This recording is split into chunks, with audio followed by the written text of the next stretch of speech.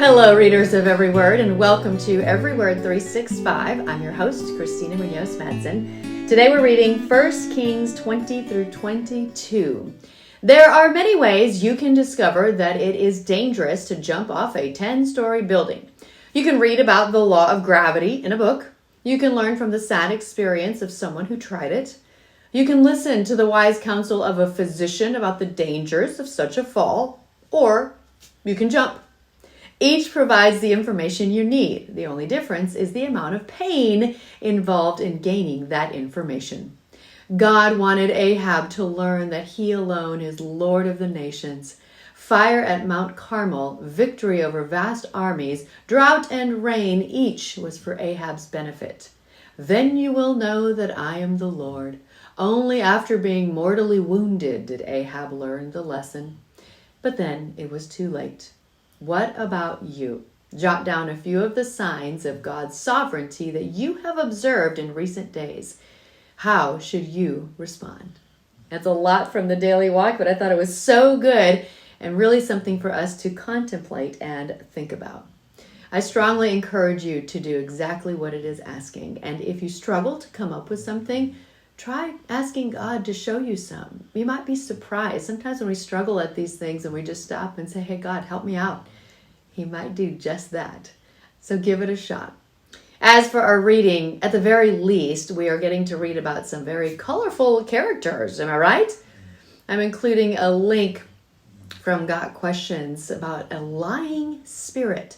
God chose to use a lying spirit because Ahab rejected God's rebukes and warnings all through his life, and the cup of God's wrath was full.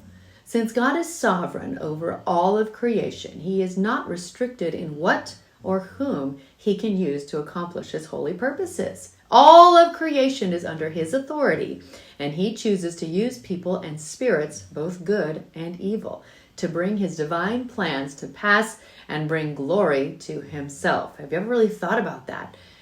And then also a link on Ahab and Jezebel. Both Ahab and Jezebel were leaders of God's people who forsook the Lord and served other gods. The royal couple earned a reputation for sin and violence, and they both suffered violent deaths as part of God's judgment on their actions. Those might be names that you've heard about some, or maybe not. So I'm including more links depending on how these readings are going for you. You can always dig for more information. And another link on who Naboth in the Bible was. The Lord was true to His word. Ahab was killed in battle. His blood was washed out of the chariot in the same place where Naboth had been stoned to death. And the dogs were there just as Elijah had said. Jezebel was killed and her body was eaten by dogs. And Ahab's family were all killed. Thus Naboth was avenged. And once again, I want to emphasize the importance of my paperclip theory. Even if you miss the entire month of March, put a fat paperclip around the whole month. I know it's so tempting to want to read in order. I am typically very OCD about never jumping ahead in any book or story, but think about it.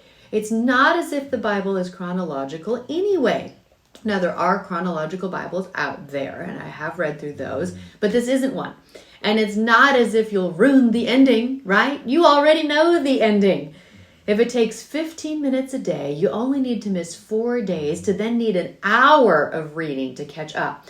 Trust me, most people that attempt that will get discouraged and quit. So please heed the paperclip advice.